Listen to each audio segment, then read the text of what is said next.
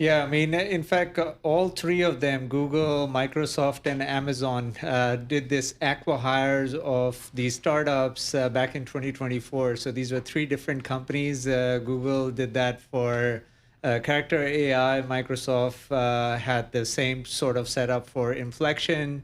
And then Amazon did it for Adept, which is another small AI company. And if you remember back at that time, Lena Khan was the force, and everyone was reluctant when it comes to making these acquisitions. So this was their way of Okay. licensing the technology. They were effectively paying a license fee, and in most cases it was non-exclusive.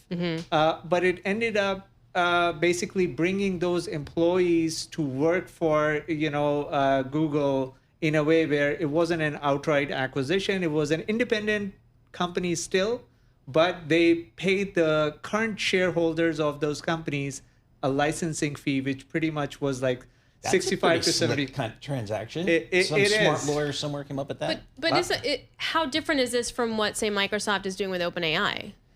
Well, that's a 49% stake one. And in that case, in the case of Microsoft, you're right. I mean, the comparison is apt in the sense that OpenAI still remains independent and they're launching their products. In this case, a lot of the folks who were working at Character.AI did end up working on Google's projects.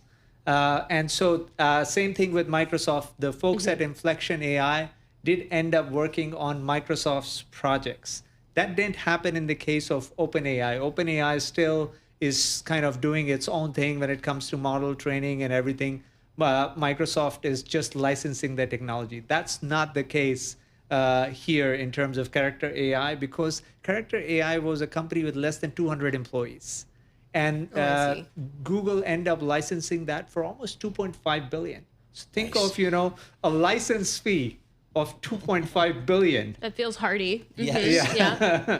And so I see. I look, get it. Okay. I think there was that aspect which was kind of in between in terms of how do you make an acqui-hire without an outright acquisition, and the amount was pretty big, and everyone was surprised. But all these three companies did that one after the other. Yep. So they somehow got away, and now we are seeing the DOJ is looking into it. All right, if I'm on Sand Hill Road in Silicon Valley, where all the smart money is, how do I view this administration here? Are they pro-tech or not pro-tech?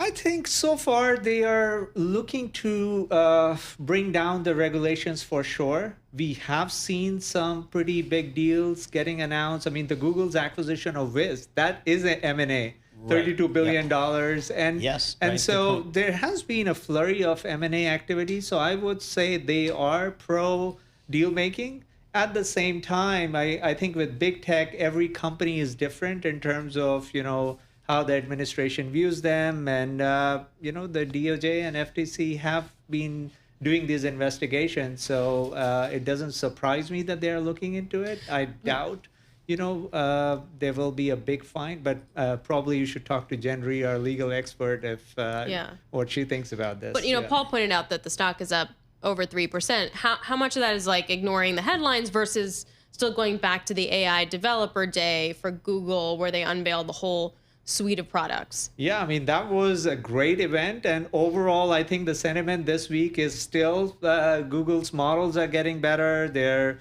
execution is getting better. They're shipping a lot more products. So this seems to be something that, yes, they are involved with. At the worst case is they may have to pay a fine, but really nothing changes as far as their AI development efforts. When I started my career on the street in the mid-'80s, it was all about Microsoft and the regulatory challenges they were just starting to go through, primarily with European regulators. And we were freaking out like every day, like, oh my God, there's going to be it. And then we look back on it 10 years later and we're like, nothing happened. And I think a whole generation of us have kind of become conditioned to viewing big tech and regulation as not that big a deal. Don't worry about it at the end. I wonder if we're getting too complacent, though. Will they ever say Amazon break up, Google break up, or one of those things?